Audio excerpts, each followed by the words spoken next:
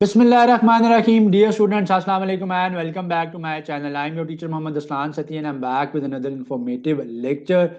So in today's lecture, we'll be solving the IQ portion for the ZABIS entrance test. जितने भी ZABIS के programs undergrad और graduation level पे यानी bachelor's और master level के ऊपर offer होते हैं. So 20% portion जो होता है उस entrance test का that comprises of the intelligence quotient और the IQ section. इस IQ section के अंदर you have pick the odd one out. You have the series, you have the alphanumeric series and numeric series both. Apart from that, you have logical statements and logical deductions included in the IQ section of the ZABIS University के जितने भी entrance test हैं for their masters levels and bachelor level programme. So आज के lecture में हम इनको solve करेंगे इंशाल्लाह. आज का लेक्चर आपके लिए बहुत ज़्यादा बेनिफिशियल होगा. So before starting today's lecture, I'll kindly request you all to subscribe to my channel for more knowledgeable content. 1 और 2 जो इस पार्ट का के लिए है उसमें मैं कह रहा है कि refer to the alphanumeric series given below, answer the following questions. So you are given with an alphanumeric series and आपको पूछा गया है, आपसे ये पूछा गया है कि आपने इन क्वेश्चंस के आंसर्स जो हैं वो बताने हैं, इन क्वेश्चन के आंसर बताने हैं. सो क्वेश्चन नंबर 1 के अंदर आपको ये कहा जा रहा है कि a static 59 I n and he at the rate hashtag UI and again and का साइन है. क्वेश्चन नंबर 1 में पूछ रहे हैं कि how many vowels in the above arrangement are preceded by a symbol. So कितने वॉवल जो है अबव अबव अरेंजमेंट के अंदर, अबव सीरीज के अंदर उनसे पहले, ठीक है, कितने वॉवल जो है उनसे पहले सिंबल आ रहा है. प्रीसीडेड का मतलब क्या होता है कि उनके पहले, ठीक है, एक जो है वो सिंबल जो है वो मेंशन्ड है इन द गिवन सीरीज और अरेंजमेंट. सो ए वॉवल है, आई वॉवल है, ई वॉवल है, यू वॉवल है, एन वॉवल नहीं है इसलिए मैंने वॉवल को नहीं चेक किया. तो क्वेश्चन में है कि कितने अरेंजमेंट के अंदर कितने वॉवल से पहले सिंबल्स हैं. सो यू से पहले यहाँ पे हैश का सिंबल है, ई से पहले यहाँ पे एंड का सिंबल है.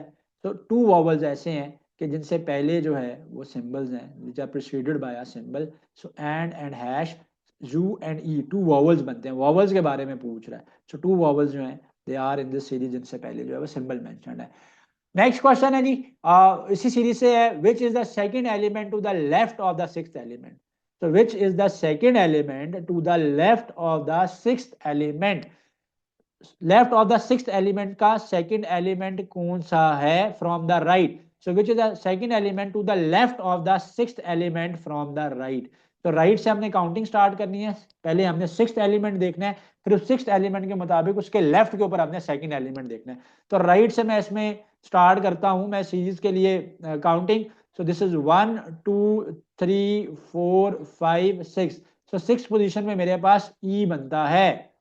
अब क्वेश्चन क्या था, which is the second element. Second element कौन सा है to the left, left side पे of the sixth element from the right. Right के से जो सिक्स्थ एलिमेंट बन रहा है, सो राइट से सिक्स्थ एलिमेंट ई बन रहा है. इसके लेफ्ट की तरफ जाएं तो सेकंड एलिमेंट कौन सा है. तो इसके लेफ्ट की तरफ जाएं तो फर्स्ट एलिमेंट ये लेफ्ट इस तरफ है ना. सो इस साइड पे है, ये लेफ्ट साइड है, ये राइट साइड है. सो लेफ्ट साइड पे सिक्स्थ एलिमेंट के छठे एलिमेंट का के मुताबिक लेफ्ट साइड पे सेकंड एलिमेंट कौन सा है. तो सिक्स्थ एलिमेंट ये था, इसके मुताबिक फर्स्ट ये, सेकंड ये आ गया. तो सेकंड एलिमेंट मेरे पास जो है वो यहाँ पे एन है. तो दिस वाज द क्वेश्चन जो कि अगेन सीरीज का एक क्वेश्चन है, very relevant to our entrance test. Question number 3 now. A B D E F H I J L M N P Q R T. So मैंने इसको नीचे explain किया हुआ है. अगर आप ये देखो, सो ए बी है, उसके बाद सी मिसिंग है, डी आ रहा है. फिर अगर जो आपके पास नेक्स्ट रिलेशनशिप है उसमें ई और एफ है, और उसके अंदर से फिर जी मिसिंग है, फिर एच है, फिर आई है, और जे है, के एल एंड सो ऑन है. तो हो रहा क्या, अगर आप देखो तो थर्ड एलिमेंट जो है वो मिस हो रहा है. जब भी आप काउंटिंग स्टार्ट करें थर्ड एलिमेंट मिस हो रहा है. ए बी है, सी नहीं है, ठीक है, थर्ड एलिमेंट नहीं है, फिर डी है, फिर नेक्स्ट ग्रुप के अंदर भी ई है, एफ है, यानी फिफ्थ और सिक्स्थ एलिमेंट है. उसके मुताबिक जो third element A B C D E F G, G जो है वो मिसिंग है. तो थर्ड एलिमेंट हर सीरीज का मिसिंग है. So Q R T, T के बाद क्या आएगा, U V W and X. So third element miss करना है. So W is the third element, ये मिसिंग है. सो यू वी और एक्स जो है ये मेरे पास आ जाएगा. सो क्वेश्चन नंबर 4 की तरफ चलते हैं. क्वेश्चन नंबर 4 के अंदर भी सीरीज है, मैंने नीचे एक्सप्लेन भी किया हुआ है इसको. मैं इसको दोबारा एक्सप्लेन कर देता हूँ आपके कन्वीनियंस के लिए. ए सी ई, उसके बाद मिसिंग है बीच में MOQ, फिर मिसिंग है and SUW. So this missing is being asked from us. So अगर आप देखो सो ABCD है और हमारे पास फिर E है. सेकेंड एलिमेंट मिस हो रहा है, B मिस्ड है, फिर C है, उसके बाद जो अगला एलिमेंट मिस्ड है E है, E के बाद अगला एलिमेंट F है, ठीक है, उसमें से फिर G है, H है, I है, J है. सो मैं चेक करूंगा कि क्या आएगा. तो E के बाद नेक्स्ट एलिमेंट ने मिस होना है, सो F मिस होगा, G आएगा, ठीक है, और उसके बाद G के बाद मेरे पास अगेन अगर मैं इसमें देख रहा हूँ, मैंने नीचे एक्सप्लेन भी किया हुआ है कि एक जो है वो मिसिंग है और एक जो है वो एडेड है. तो H आना चाहिए था यहाँ से, H ABCDEFGHI के. सो इसको क्लियर पहले मेंशन कर लेते हैं. सो नीचे मेंशन है बल्कि EFGHI. सो फर्स्ट एलिमेंट आ रहा है, फिर अगला मिसिंग है, नेक्स्ट मिसिंग है. सो G आएगा, H मिसिंग हो जाएगा, I आ जाएगा, I के बाद J जो है वो आता है, तो J को मिस करेंगे, K आएगा. So GIK should be my right choice. So मैंने इसको फर्दर नीचे भी एक्सप्लेन किया हुआ है, जरा बेहतर राइटिंग में अगर किसी को समझ नहीं आ रहा हुआ तो वो यहाँ से भी राइटिंग को समझ सकता है. Question number 5 and 6 series, yes, very vital part of the JABS interest test of all the program. जितने भी IQ के प्रोग्राम हैं अंडर ग्रेड लेवल पे, मास्टर लेवल पे, सब के अंदर जो है वो सीरीज बहुत ज्यादा इंक्लूडेड होती हैं. नेक्स्ट क्वेश्चन में आपको कह रहे हैं कि refer to the numerical series given below and answer the following questions 435 224 786 823 902. So series है आपके पास, ठीक है, और सीरीज के अंदर अगर आप देखो तो नंबर जो है वो कह रहा है नंबर्स गिवन है 435 है, 224 है, 786 है, 823 है, 902 है. कह रहे हैं कि जब डिजिट्स को आप अरेंज करते हो इन द असेंडिंग ऑर्डर, कौन सा नंबर हाईएस्ट बनता है. जब आप असेंडिंग ऑर्डर की तरफ जाते हो तो गिवन चॉइसेस में से कौन सा नंबर हाईएस्ट बनता है. तो हर जो 3 नंबर का एक उसने ग्रुप बनाया हुआ है उसको आपने असेंडिंग ऑर्डर पे लेके जाना है. सो असेंडिंग ऑर्डर का मतलब क्या है, from smallest to the largest one. तो 435 को अगर आप अरेंज करेंगे तो दिस विल बी 345. 224 को अरेंज करेंगे तो वो तो ऑलरेडी अरेंज है, 224 आएगा. 786 को अरेंज करेंगे तो ये आएगा 678 आएगा. 823 को आप अरेंज करोगे तो ये 238 आएगा. 902 को आप अरेंज करोगे तो 02 और 9 आएगा. सो हर ग्रुप का पहले छोटा नंबर, फिर उससे बड़ा, फिर उससे बड़ा. तो सबसे बड़ा जो इसमें से नंबर बना रहा है वो 786 बना रहा है, वो 678 बनता है, बाकी नंबर जो है वो छोटे हैं. So this is why this is the right answer है. सो क्वेश्चन नंबर 5 और 6 के अंदर सीरीज पूछी गई है, अरेंजमेंट पूछी गई है. अब ये कह रहा है कि when the digits within the number are multiplied with each the product of which number is lowest. तो किसकी प्रोडक्ट जो है वो लोवेस्ट आएगी. तो इसकी अगर आप चॉइसेस को देखोगे, वही चॉइसेस सीरीज में से गिवन है, 435 है, 224 है, 786 है, 823 है, 902 है. तो एकदम से क्वेश्चन के ऊपर टूटा नहीं जाता, एकदम अटैक नहीं करे थे क्वेश्चन पे. थोड़ा सा क्वेश्चन पे आपने पहले गौर करना है, ठीक है. आपने क्वेश्चन को रेडली अटैक नहीं करना, आपने ये बताना है, बड़ी सिंपल सी बात है कि भाई मतलब पता चला कि मल्टीप्लीकेशन शुरू कर दी, ठीक है, सबने, ठीक है, कर सकते हैं, टाइम वेस्ट होगा. 4 3 12 12 5 60, तो ये काम नहीं करना आपने पेपर में, ठीक है. अगर आप गौर करो तो इसके अंदर जीरो है, तो जीरो को तो आप किसी पे मल्टीप्लाई करोगे हमेशा वो सबसे छोटा नंबर आएगा, इसके अलावा और कोई चॉइस नहीं है. सबसे स्मॉलेस्ट नंबर जो है वो ये आएगा. नेक्स्ट क्वेश्चन है, सीरीज से रिलेटेड है, पूछ रहे हैं कि from the given options find the pair which is similar to the given pair. तो गिवन ऑप्शन में से आपने वो पेयर बताना है जो कि गिवन पेयर्स के सिमिलर है. सो गिवन पेयर्स क्या है, 8:4 है, ठीक है. 8:4 के सिमिलर जो पेयर है आपने उसको बताना है कि कौन सा पेयर इसके सिमिलर है. सो अगर देखा जाए तो 27:9 है, 216:32 है, देन अगेन 72:24 है, 45:5 है, 37:13 है. तो अगर आप देखोगे तो इसके अंदर क्या हो रहा है कि ये 2 का स्केयर है और ये 2 का क्यूब है, गिवन रिलेशनशिप ये बनता है. तो इसके अंदर से गिवन चॉइस ये बनती है क्योंकि ये 3 का स्केयर है 9 और 3 का क्यूब पड़ा हुआ है. तो पहले नंबर का स्केयर है फिर क्यूब है, सो ये 3 का स्केयर. बाकी कोई भी इसमें से ऐसा नहीं है कि जो किसी नंबर का स्केयर और फिर सेकंड पोजीशन के ऊपर उसका क्यूब बनता हो, right. So the right option is 27:9 because just like the given relationship जिसमें right most number was the ratio of square of 2 to the ratio of cube of 2, same go 3 का square 3 के cube की ratio है. Odd one out पूछना है, very important part of our IQ section. From the given option choose the odd one out. Bangladesh taka, Brazil real, Cyprus dollar, Iran rial, Japan yen, ठीक है. अब क्या है कि यहाँ पे हर जो कंट्री है उसकी उसकी हमारे पास करेंसी मेंशन्ड है। सो बांग्लादेश की करेंसी टका है, ब्राजीलियन करेंसी रियाल है, ये रियल इसको आप पढ़े, रियाल पढ़े, आई डोंट नो कि इसको स्पेल कैसे करते हैं, बड़ी अच्छी करेंसी है। साइप्रस की करेंसी डॉलर नहीं है, ये ऑड है। ईरान की करेंसी रियाल ही है, जापानीज करेंसी येन है, याद रखिएगा जापानीज करेंसी येन है, चाइनीज करेंसी युआन है। तो बहुत से स्टूडेंट्स को मिक्स कर देते हैं। सो साइप्रस की करेंसी डॉलर नहीं है, ये ऑड है। साइप्रस की करेंसी यूरो है, वो यूरोपियन कंट्री है और वहां पे यूरो को एज अ करेंसी जो है वो लिया जाता है। अच्छा जी, अब क्या आएगा क्वेश्चन मार्क के प्लेस में, हमने ये बताना है फ्लो रिवर स्टैग्नेंट। तो पहले हमने देखना है फ्लो और रिवर का रिलेशनशिप क्या बनता है, फिर जो गिवन वर्ड है जिसका पूछा है उसका रिलेशनशिप क्या बनता है।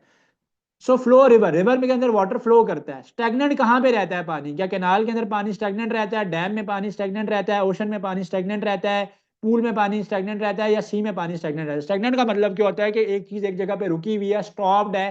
पानी अगर एक जगह पे खड़ा हुआ है तो हम उसको कहते हैं स्टैग्नेंट वाटर। सो पूल के अंदर पानी फ्लो नहीं करता, कैनाल डैम ओशन सी उनके अंदर पानी बह रहा होता है, वेव्स की फॉर्म में वो ट्रेवल कर रहा होता है। सो पूल जो है वो एक क्या होता है, हमारे पास एक प्लेस होता है कि जहाँ पे पानी को स्टॉप किया गया होता है टू स्विम और to take bath. Again odd one out पूछ रहे हैं, very relevant to the our test, हमारे टेस्ट का बहुत इंपॉर्टेंट ये हिस्सा है। So find the odd one out from the given pairs. तो ऑड वन आउट आपने गिवन पेयर्स में निकालने हैं। 5:15 है, 24:70 है, 33:99 है, 121:363 है, 1:3 है।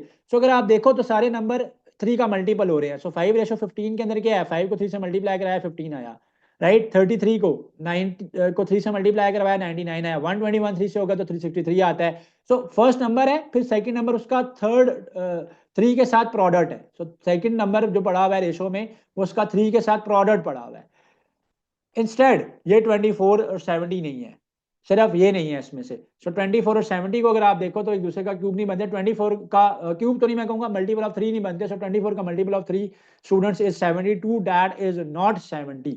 सो ये ऑड है, बाकी सब चॉइसेस जो है वो यहाँ पर पूरा उतरती हैं और ये सारी चॉइसेस जो है वो इसके मुताबिक हैं, right. Find the odd one out, right. So first one में आपको ये कह रहा है कि find the odd one out.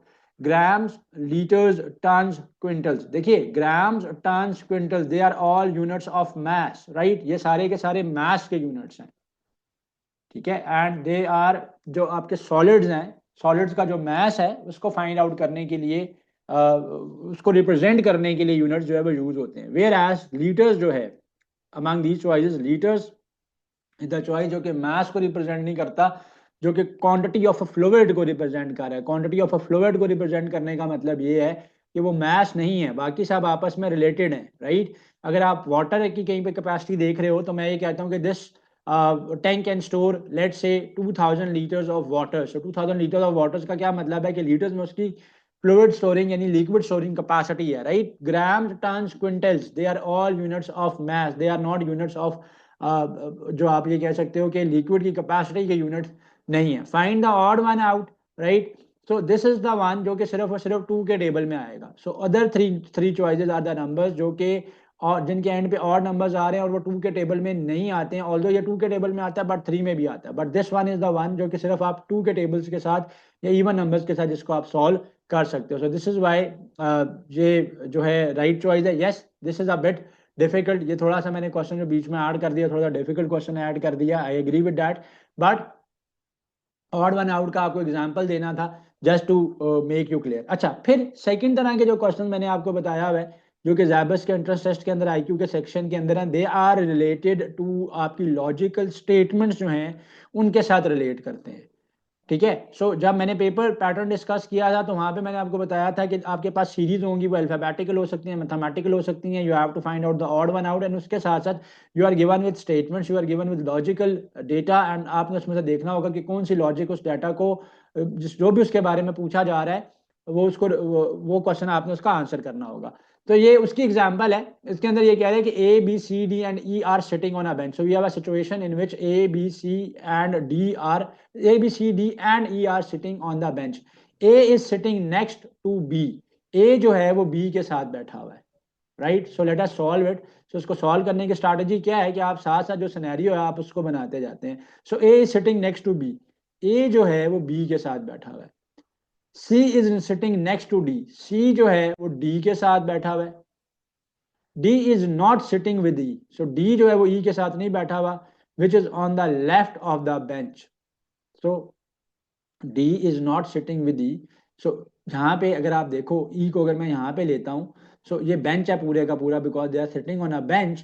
So left side पे D आ रहा है मेरे पास, but E is not sitting on but D is not sitting with E. ठीक है, who is on the left end of the bench. So left most end of the bench के ऊपर जो है वो हम क्या करते हैं, हम E को रिप्रेजेंट कर देते हैं कि D जो है वो उसके साथ नहीं बैठा हुआ, लेफ्ट मोस्ट एंड के ऊपर जो है वो E बैठा हुआ है. तो अभी मैं E को I am not sure about के E की पोजीशन क्या होगी. अब थोड़ा सा आगे इन्फॉर्मेशन है, वो ये कह रहा है कि C is on the second position from the right. So अगर मैं राइट से स्टार्ट करता हूं तो C जो है वो सेकंड पोजीशन पे. Let's say this is the first position, this is the second position. Right से मैं लेफ्ट जा रहा हूं, सो this is my right side, this is my left side. So C is sitting on the second position. तो C को मैंने यहाँ पे सेकंड पोजीशन के ऊपर मैंने इसलिए फिक्स कर लिया.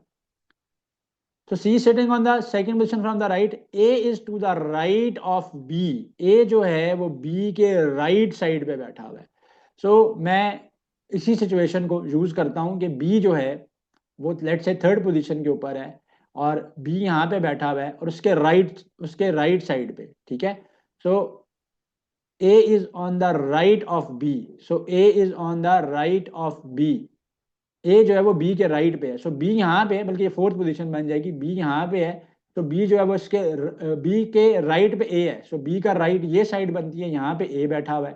सो ये बी है, ये ए है, सेकंड पोजीशन के ऊपर सी है, क्योंकि खुद कहा गया था कि राइट से सेकंड पोजीशन के ऊपर आपके पास सी बैठा हुआ है. ठीक है, A is to the right of B and E. So B इसका मतलब है ई यहाँ पे है. सो ई की पोजीशन यहाँ पे है. दिस इज वाई वो बी और ई के राइट के ऊपर ए जो है वो is sitting. So there are 5 people. और मैंने ई को क्यों नहीं यहाँ पे रखा, क्योंकि ई को मैंने इसलिए नहीं यहाँ पे रखा, स्टार्ट में क्यों नहीं मैंने उसको रिप्रेजेंट किया, बिकॉज कहा गया कि E is on the left end of the bench. So the left most and जो बेंच का बन रहा है, so this is the left side. So this is the left side, left most and के ऊपर आपके पास ई जो है ही इज सिटिंग. ठीक है, in which position A is sitting. So it's definitely clear from the given data that A is sitting between C and B. So B and C के बीच में A is sitting. So मैं फिर इसको explain कर देता हूँ. So we have 5 people A, B, C, D and E. They are sitting on a bench and the situation is A is sitting next to B. A जो है वो B के साथ बैठा हुआ है. Yes, ये condition मेरी fulfill हो रही है. A B के साथ बैठा हुआ है. C is sitting next to D. C जो है वो D के साथ बैठा हुआ है, इसका मतलब है D यहाँ पे कहीं पे हुआ होगा. D is not sitting with E. अब वो ये कह रहा है कि D E के साथ नहीं बैठा हुआ, जो कि left hand of the bench पे बैठा हुआ. मैंने बेंच बना लिया, 5 लोग हैं बेंच के ऊपर. There are 5 setting positions, 1 2 3 4 and 5. So the leftmost, तो ये साइड मेरे पास राइट बनती है, ये साइड मेरे पास लेफ्ट बनती है. लेफ्ट मोस्ट पोजीशन के ऊपर मैंने E को मैंने अरेंज किया. अब मेरे पास डेटा क्या था कि C is on the second position from the right. जब मैं राइट से काउंटिंग स्टार्ट करूंगा, राइट साइड मेरी ये है, मैं फिर बता रहा हूँ. सो राइट से जब मैं काउंटिंग स्टार्ट करूंगा तो 1 2 सेकंड पोजीशन के ऊपर मेरे पास सी पड़ा हुआ. खुद उसने स्टेटमेंट के अंदर कहा हुआ था. मैंने स्टेटमेंट के मुताबिक इन्फॉर्मेशन को अरेंज करना होता है इस तरह के क्वेश्चन में. ये अरेंजमेंट का क्वेश्चन है. A is to the right of B. A जो है वो बी एंड ई के राइट पे है. सो बी और ई के राइट पे है. ई क्योंकि लेफ्ट मोस्ट पोजीशन पे था, फिफ्थ पोजीशन पे ई चला गया.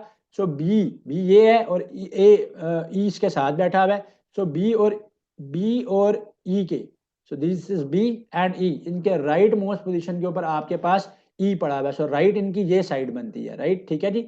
सो राइट साइड के ऊपर इनके ए पड़ा हुआ था, ए वाज सिटिंग. सो मैंने इसलिए ए को यहाँ पे रिप्रेजेंट किया है.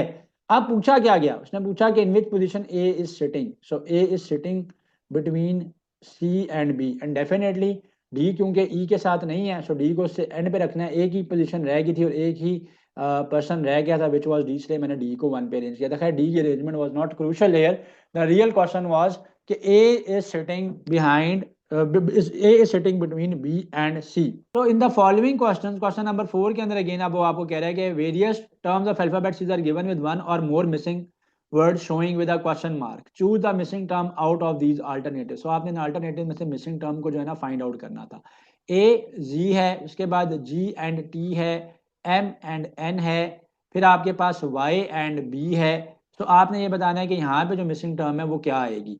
तो अगर आप ये देखें ए और जी, तो पहले फर्स्ट है और लास्ट है, उसके बाद अगर आप ए और जी के बीच में जो सेकंड टर्म का फर्स्ट अल्फाबेट है दैट इज जी, तो अगर इनके बीच का डिफरेंस आप देखते हैं तो this is A B C D E F G. तो क्या किया जा रहा है यहाँ पे कि B C D E F, so first के बाद 5 को मिस करके सेवंथ वाले को प्लग इन किया गया है। This is Y seventh alphabet जो है वो जी बनता है। सेम गोस टी के साथ भी यही काम हुआ है कि उसने क्या किया हुआ है कि फ्रॉम द एंडिंग साइड अगर आप देखो तो that is P Q R, मैं इसको एक्सप्लेन कर देता हूँ, P Q R S T U V W X Y and G. So G की पोजीशन क्या बनती थी फर्स्ट से 1 2 3 4 5 6 7 बनती थी। अब लास्ट से भी आप सेवंथ वाले को देखोगे 1 2 3 4 5 6, तो सेवंथ पोजीशन टी थी, राइट। अब एम में देखते हैं कि कितना डिफरेंस आ रहा है। सो एम जो है मेरे पास A B C D E F G H I J K L M, तो मैं इसको बल्कि आगे यहाँ पे मेंशन कर लेते हैं, ज़्यादा इजी हो जाएगा हमारे लिए। तो जी के बाद after G what I have here is G A B C D E F G H I J K L and M. सो 1 2 3 4 5 6 7 था ये, ठीक है जी। 8th 9th 10th 11th 12th, तो उसके बाद जो था वो 13th वाला आ रहा था।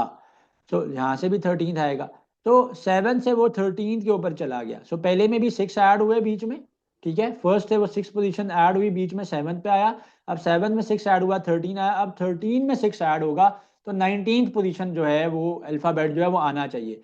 H I J K L M N O P Q R S T, so 13 के बाद ये आ गया 14 15 16 17 18 19। सो दिस इज वाई यहाँ पे जो 19th अल्फाबेट है उसने आना है which is S. So 19 alphabet S है। इसी तरह लास्ट से भी मैं 19th अल्फाबेट पे जाऊंगा। सो अगर मैं 19th अल्फाबेट पे जाता हूँ तो 7 था, 8 है, 9 है, 10 है, 11 है, उसके बाद पी तक 11th हो चुका था, ठीक है। अगर लास्ट से काउंटिंग करते हैं तो this is 12 13 14 15 16 17 18 and 19 alphabet H बनता है। So this is Y S and H are the right choices here. So I find the statement that must be true. According to the given information, Vincent has a paper route. Each morning he delivers 37 newspapers to the customers in his neighborhood. So Vincent का क्या काम है कि सुबह के time वो अखबार या न्यूज़पेपर जो है वो डिलीवर करता है। पेपर रूट से मुराद ये है कि न्यूज़पेपर्स की डिलीवरी करता है कितने कस्टमर्स को, 37 newspapers to the customer in his neighborhood. It takes Vincent 50 minutes to deliver all the papers. So 50 minutes लगते हैं उसको to deliver all the papers. If Vincent is sick or has other plans, his friend Thomas who lives on the same street will sometime deliver the papers for him. So अगर Thomas जो है, अगर Vincent जो है वो सिक होता है तो थॉमस जो है, ठीक है, अगर विंसेंट जो है वो थिक होता है तो थॉमस जो है ये उसकी रिस्पॉन्सिबिलिटी है कि वो उसके जगह पे उसकी रिप्लेसमेंट में पेपर्स को डिलीवर करता है। थॉमस जो है वो सेम स्ट्रीट में रहता है जिस स्ट्रीट के अंदर विंसेंट ही रहता है, ये इंफॉर्मेशन हमें गिवन है। अब नीचे ऑप्शंस क्या है, Vincent and Thomas live in the same neighbourhood, it takes Thomas more than 50 minutes to deliver the papers, it is dark outside when Vincent begins his deliveries, Thomas would like to have his own paper route. देखिए हमें कोई information इसके बारे में given नहीं है कि Thomas जो है वो, विंसेंट जो है वो डिलीवरी सुबह उस टाइम करता है कि जब अभी अंधेरा होता है, फर्स्ट बात। तो हमने उसी इंफॉर्मेशन के साथ स्टिक रहना होता है कि जो इन्फॉर्मेशन हमारे पास पेपर में क्वेश्चन के अंदर बेसिकली गिवन होती है। तो ये इन्फॉर्मेशन तो हमारे पास थी नहीं, इसलिए इस ऑप्शन को मैं डिस्कार्ड कर दूंगा। Thomas would like to have his own paper route, why would be having his own paper route, क्योंकि उसके अपने तो कस्टमर्स नहीं है ना, वो तो उन्हीं कस्टमर्स को डिलीवर कर रहा है जो कि विंसेंट के कस्टमर्स हैं। विंसेंट की जगह पे जब विंसेंट से क्या या विंसेंट की अवेलेबिलिटी नहीं है तो थॉमस ने उसकी जगह पे डिलीवरी करनी है। तो ये बात भी इलॉजिकल है, लॉजिक इसकी मैच नहीं करती है। It takes Thomas more than 50 minute to deliver the papers. अब क्वेश्चन के अंदर बताया था कि विंसेंट एक पेपर डिलीवर करता है और उसको 50 मिनट लगते हैं अपने डिलीवर करने में in his neighbourhood, in his own neighbourhood. अब यहाँ पे एक इंफॉर्मेशन है कि Thomas who lives on the same street, Thomas उसी गली में रहता है। जब थॉमस उसी गली में रहता है तो थॉमस को 50 मिनट्स लगने चाहिए, थॉमस को भी, क्योंकि विंसेंट को 50 मिनट्स लगते हैं। ये इन्फॉर्मेशन हमें हमें गिवन है इन द क्वेश्चन। अब इसके अंदर क्या है, it takes Thomas more than 50 minutes to deliver the paper, तो इसको भी 50 मिनट्स ही लगेंगे, 50 मिनट से ज्यादा नहीं लगेंगे। ये बात बड़ी क्लियर थी कि Thomas lives in the same street, जब वो सेम स्ट्रीट में रहता है तो वो उसी मोहल्ले में, उसी नेबरहुड में रहता है। नेबरहुड से मुराद क्या है कि वही इलाका, वही मोहल्ला, वही एरिया जहाँ पे कोई रहता है। Neighbourhood is the area where one lives, वो सेम नेबरहुड में रहता है। This is why option A is the only logical statement which is true. कह रहा है find the statement that must be true according to the given information. इसमें भी यही काम करना है कि हमने वो स्टेटमेंट फाइंड आउट करनी है जो कि गिवन स्टेटमेंट्स के मुताबिक, गिवन इन्फॉर्मेशन के मुताबिक ट्रू है। Tim's commute never bothered him because there were always seats available on the train and he was able to spend his 40 minutes comfortably reading the newspaper and catching up on the paperwork. So ऐसे question के लिए tip क्या है या trick क्या है, मैंने आपको पहले भी बताया है कि जो गिवन इन्फॉर्मेशन के अंदर इंपॉर्टेंट पॉइंट्स हैं उनको आप साथ साथ समझते जाओ। जिस तरह मैंने इसको देखा कि मुझे अभी तक ये पता चला कि टिम जो है वो ट्रेन के जरिए कम्यूट करता है, ट्रेन के अंदर सीट्स अवेलेबल होती हैं और उसको कितना टाइम लगता है, 40 मिनट्स लगता है और वो कंफर्टेबली ट्रैवल करता है, या फिर जो है वो न्यूज़पेपर पढ़ रहा होता है या फिर कोई अपने ऑफिस का पेपर वर्क, या अपनी यूनिवर्सिटी स्टूडेंट है तो यूनिवर्सिटी को कोई पेपर वर्क देता होगा। Ever since the train's schedule change, the train has been extremely crowded, and by the time the doors open at the station, there isn't a seat to be found. तो next हमें information ये पता चली, पहले हमें ये पता चला कि पहले जब टिम्स जो थे वो कम्यूट करते थे यानी ट्रैवल करते थे वाया ट्रेन, तो वो बहुत इजीली और कंफर्टेबली ट्रैवल करता था क्योंकि सीट्स अवेलेबल थी, वो इजीली अपने स्टेशन तक अपनी डेस्टिनेशन तक पहुंचता था, रीडिंग अ न्यूज़पेपर या कंफर्टेबली सिटिंग या फिर doing some paper work, right. अब वो कह रहे हैं कि जब से ट्रेन का स्केड्यूल चेंज हुआ है, ट्रेन का स्केड्यूल चेंज होने से ट्रेन इतनी एक्सट्रीमली क्राउडेड होती है, जरूरत से ज्यादा उसमें रश होती है कि जब तक ट्रेन बाय द टाइम यानी जब तक ट्रेन उसके स्टेशन तक पहुंचती है तो वहां पे कोई भी सीट जो है वो उसको नहीं मिलती है। तो Tim would be better off taking the bus to work. Tim's commute is less comfortable since the train schedule change. Yes, ये information तो हमें given है। Many commuters will complain about the new train schedule. हमें इसकी कोई information given नहीं है कि बाकी commuters के ऊपर उसका क्या असर है। टिम वुड, और ना ही हमें ये कहा गया कि टिम के लिए क्या रिप्लेसमेंट के अंदर जो है वो कोई और कोई और जो है वो रिप्लेसमेंट के अंदर कोई उसके पास मोड ऑफ ट्रांसपोर्टेशन है, बस का कोई जिक्र ही नहीं है। मैं उस इंफॉर्मेशन को भी डिस्कार्ड कर दूंगा। हमने फिर बता रहा हूं कि वही इंफॉर्मेशन कंसीव करनी होती है which is given inside the given paragraph. Information हमने लेनी है और स्टेटमेंट क्वेश्चन में खुद भी कहा गया, अगर आप देखें तो क्वेश्चन में कहा गया find the statement that must be true according to the given information. Tim will likely look for a new job closer to home. इसके बारे में भी हमें कोई इन्फॉर्मेशन नहीं है कि टिम जो है वो आने जाने के मसले की वजह से, अपने ट्रैवलिंग के या कम्यूटिंग के मसले की वजह से जॉब को छोड़ेगा। तो the only option here is Tim is less comfortable. ये हमें कंसीव कर सकते हैं, ये इन्फॉर्मेशन हम डिड्यूस कर सकते हैं कि पहले जब ट्रेन में रश नहीं होता था, बड़ा कंफर्टेबली वो जाता था टिम, और न्यूज़पेपर पढ़ता हुआ जाता था, कंफर्टेबली बैठा हुआ जाता था या पेपर वर्क करता हुआ जाता था। नेक्स्ट क्वेश्चन की अगर हम बात करते हैं, based on the first two statement the third statement में बी ट्रू, फॉल्स और uncertain, choose the correct one. तो इस तरह के क्वेश्चन के अंदर आपको क्या कहा गया है कि जो आपके पास फर्स्ट टू स्टेटमेंट्स होती हैं उनकी इंफॉर्मेशन के ऊपर आपने ये देखना होता है कि जो थर्ड स्टेटमेंट है, ये जो थर्ड स्टेटमेंट है, क्या इसकी इंफॉर्मेशन ट्रू है, फॉल्स है, या we can not find out the answer. जब हम इसका आंसर फाइंड आउट नहीं कर सकते तो वो अनसर्टन है। अच्छा, एक ट्रिक बता दूं, ऐसे क्वेश्चन के अंदर नन ऑफ दीज बड़ा ही कम इंफॉर्मेशन, बड़ा ही कम आंसर बन रहा होता है, क्योंकि यूजली आपके पास इंफॉर्मेशन इस तरह की होती है कि या तो वो उसके साथ मैच करेगा या नहीं करेगा, मैच करेगा तो ट्रू है, मैच नहीं करेगा तो फॉल्स है, और अगर ना मैच कर रहा है ना वो है तो फिर आप बता ही नहीं सकते, 100% श्योर नहीं हो सकते कि जो इन्फॉर्मेशन गिवन है वो क्या है। तो फर्स्ट टू स्टेटमेंट्स की इंफॉर्मेशन को मैच करना होता है थर्ड के साथ, और थर्ड को देखना होता है कि फर्स्ट टू के मुताबिक है कि वो ट्रू है कि फॉल्स है, या you are not sure about it. The temperature on Monday was lower than on Tuesday. So ये कह रहा है कि जो टेम्परेचर मंडे को जो था that was lower then Tuesday. So Monday का टेम्परेचर कम था, मंडे का जो टेम्परेचर था वो कम था और ट्यूसडे का टेम्परेचर जो था वो ज्यादा था। तो ट्यूसडे का ज्यादा था, इसलिए मैंने एंगल ब्रैकेट ट्यूसडे की तरफ मैंने मेंशन कर ली। सॉल्व करने का तरीका बता रहा हूँ। Temperature on Wednesday was lower then Tuesday. अब वेनेसडे का जो टेम्परेचर था वो ट्यूसडे से भी कम था। इसका मतलब क्या है, साफ नजर आ रहा है कि इन तीनों दिनों की अगर बात की जाए तो ट्यूसडे का टेम्परेचर सबसे ज्यादा है, क्योंकि मंडे को भी ट्यूसडे को मंडे से भी ज्यादा टेम्परेचर था, ट्यूसडे को वेनेसडे से भी ज्यादा, वेडनेसडे से भी ज्यादा आपके पास टेम्परेचर था। अब थर्ड स्टेटमेंट में क्या पूछ रहा है, the temperature on Monday was higher than on Wednesday. हमें इसके बारे में नहीं पता, हमें इसके बारे में नहीं पता कि इन दोनों का आपस में रिलेशनशिप क्या है। दिस इज जस्ट लाइक मैं ये कहता हूं कि अली जो है वो बड़ा है एज में लेट से हमजा से, और फिर मैं ये कहता हूं कि अली जो है वो बड़ा है लेट से हसन से। If Ali is greater than Hamza and Ali is greater than Hasan, हमें ये नहीं पता कि इन दोनों में से आपस में कौन बड़ा है। हमने फर्स्ट टू स्टेटमेंट्स तक रहना था, तो यहां पे भी हमने फर्स्ट टू स्टेटमेंट्स में ये कहा गया कि ट्यूसडे का टेम्परेचर मंडे से ज्यादा है। नेक्स्ट स्टेटमेंट में कहा गया ट्यूसडे का टेम्परेचर वेडनेसडे से भी ज्यादा है।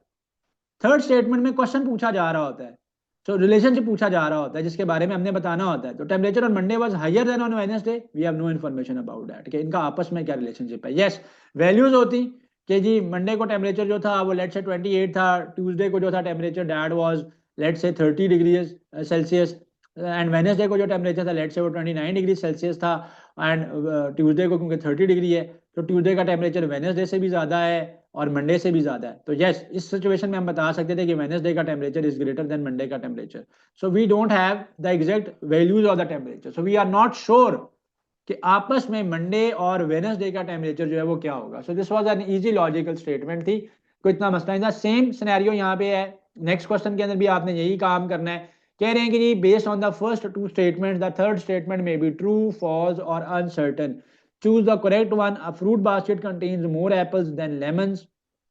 सो फर्स्ट टू स्टेटमेंट की बेसिस के ऊपर आपने देखना है कि थर्ड स्टेटमेंट आपकी ट्रू है, फॉल्स है या अनसर्टेन है। सेम सिचुएशन है। सो फर्स्ट स्टेटमेंट क्या है, this is the first statement, this is the third statement, this is second statement, this one is the third statement. So first statement में information क्या given है, a fruit basket contains more apples than lemons. So first statement ये है कि apples ज्यादा हैं उस fruit basket में as compared to the lemons. There are more lemons in the basket than oranges. फिर ये बता रहा है कि lemons ज्यादा हैं as compared to oranges. तो सेकंड स्टेटमेंट में हमें ये पता चला कि ऑरेंजेस से ज्यादा लेमन की क्वांटिटी है, और फर्स्ट स्टेटमेंट में ये हमें इंफॉर्मेशन मिल रही थी कि एप्पल से ज्यादा लेमन की क्वांटिटी। अब थर्ड पार्ट है जिसके अंदर वो ये पूछ रहा है, जिसके अंदर वो ये क्वेश्चन कर रहा है हमसे कि जो क्वेश्चनिंग है वो थर्ड स्टेटमेंट की होती है। सो इस फर्स्ट टू स्टेटमेंट की बेसिस पे थर्ड स्टेटमेंट का रिलेशनशिप हमने बताना होता है। So the basket contains more apples than oranges. We have do we have this information? Yes, we have this information कि basket contains more apples than oranges. Yes, apples ज्यादा हैं oranges से, ये बात हमें नजर आ रही है। Why? Because apples were greater in quantity as compared to lemons, and lemons जो थे वो oranges से ज्यादा थे। इसका मतलब है certain है, I am sure कि oranges से ज्यादा एप्पल्स ही होंगे। So apples are greater than the number of oranges, so this statement is true, so this is why this answer is true. Just like मैं अगेन समझाने के लिए वो एग्जांपल देता हूं, मैं ये कहता हूं कि अली जो है वो हसन से सॉरी हमजा से बड़ा है, वही जो मैंने एग्जांपल आपको लास्ट क्वेश्चन में दी। Next I state that Hamza is greater in age age compare to Hasan. इसका मतलब है अली जो है वो हसन से भी बड़ा है। सो अली जो है वो हसन से भी ज्यादा है एज के अंदर, right. So this means that Ali की जो एज है वो हसन से भी ज्यादा है। जस्ट लाइक अब मैं ये कहता हूं कि A is greater than B, then I say B is greater than C, so definitely it is clear that A is greater than C. So same was happening in this question. Apples की quantity lemon से ज्यादा थी, lemon से ज्यादा oranges की quantity थी। सो साफ दिख रहा है इसके अंदर कि ऑरेंज एप्पल्स की जो क्वांटिटी है वो ऑरेंजेस से भी ज्यादा होगी। सो ये स्टेटमेंट हम ये रिलेशनशिप हम स्टैब्लिश कर सकते हैं। So this is why it was true. Other question, the very favourite question of जैबिस, ये सीरीज के क्वेश्चन होते हैं। इसके अंदर अगेन आपने मिसिंग अल्फाबेट्स बताने होते हैं, मिसिंग चीजें आपने इसमें बतानी होती हैं, ठीक है। सो अब हम इन क्वेश्चंस को करते हैं। तो क्वेश्चन नंबर 9 के अंदर जो सीरीज गिवन है इसमें आपको ये कह रहा है कि choose the missing term out of the alternatives. जो गिवन अल्टरनेटिव्स हैं, जो गिवन चॉइसेस हैं, बेसिकली अल्टरनेटिव्स क्या हैं, चॉइसेस हैं, उनमें से आपने missing term of the series बताने हैं। सो अगर आप देखें तो यहाँ पे ए जी सी एक्स एफ यू जो है वो प्रेजेंट है इसके अंदर। सो ए और जी ए कॉम्बिनेशन है, सी और एक्स ए कॉम्बिनेशन है, F and U are another combination. So next combination क्या बनेगा, हमसे ये पूछा गया। अगर आप इस पे देखें तो जो फर्स्ट कॉम्बिनेशन है उसके अंदर पहले हमारे पास फर्स्ट अल्फाबेट है और फिर लास्ट अल्फाबेट है। सेकंड कॉम्बिनेशन के अंदर एक अल्फाबेट मिसिंग है विच इज बी, और बी के बाद सी है, यानी फर्स्ट के बाद थर्ड एलिमेंट है स्टार्ट से। अगेन अगर मैं एबीसी को मेंशन करूं तो ए बी सी डी ई होता है और फिर उसके बाद एफ होता है। तो सी के बाद डी मिसिंग है, जैसा यहाँ पे बी मिसिंग था। सो डी डी के बाद सी के बाद डी मिसिंग है, ठीक है, और हमारे पास एफ है और उसके बाद हमारे पास यू है। अब सी से एफ पे जाने के लिए पहले तो एक अल्फाबेट को बीच में मिस किया गया स्टार्ट से, और उसके बाद फिर सी के बाद डी और ई यानी 2 अल्फाबेट्स को मिस किया गया और एफ आया मेरे पास। अब इसका मतलब है स्टार्ट से मेरे पास मैं 3 अल्फाबेट्स को मिस करूंगा। So A B C D E F G H I J. So अब ये 3 स्टार्ट से मिस होंगे। जब ये स्टार्ट से 3 मिस होंगे तो ये मेरे पास क्या आ जाएगा, ये मेरे पास जे आ जाएगा, राइट। तो फर्स्ट ऑप्शन यहाँ पे जे होगा। अगर मैं सेकंड वालों को देखूं, सो फर्स्ट अल्फाबेट सॉरी मेरे पास जे होगा। अगर मैं सेकंड वालों को देखूं तो सेकंड वालों के अंदर भी मोर लेस इस तरह की सिचुएशन है। अगर मैं मेंशन करता हूं तो this is U V W X Y Z. So last से उसने पहले क्या किया, जी को पिकअप किया, फिर उसने क्या किया, वाई को उसने छोड़ा एक अल्फाबेट को, यानी उसने मिस किया, और एक्स को उसने पिकअप कर लिया। फिर देन उसने वी और डब्ल्यू 2 अल्फाबेट्स को मिस किया और उसने यू को पिक कर लिया। ठीक है, तो सेम स्ट्रैटेजी यहां से भी है कि लास्ट से भी एंडिंग से भी वो 3 मिसिंग अल्फाबेट्स को पिकअप करता है। पहले फर्स्ट को मिस किया, फिर 2 को मिस किया, वो 3 को मिस करेगा। तो इसका मतलब क्या है, अगर मैं एबीसी में देखूं तो L M N O P Q R S T U V W X Y Z. So U के बाद आप 3 अल्फाबेट्स को मिस करोगे। ठीक है, सो 3 अल्फाबेट्स को जब आप मिस करोगे एंडिंग से, तो टी आर और एस भी कैंसिल हो गए, क्यू आ गया था। तो वैसे तो अगर आप इसको जे से ही देखते तो ये आंसर आपके पास आ रहा था। टाइम सेविंग ये टेक्निक है कि अगर आपके पास ऐसा आंसर आ रहा है कि जिसका यूनिक है चॉइस, तो आप उस चॉइस को पिकअप कर लो, बाकी चॉइसेस को आप डिस्कार्ड कर दो। तो किसी और में तो स्टार्टिंग जे नहीं था, अगर आप जे तक भी पहुंच जाते हो तो आप इसको इजीली फाइंड आउट कर सकते हो। ठीक है जी, moving on to the last question, that is question Like, comment, and subscribe.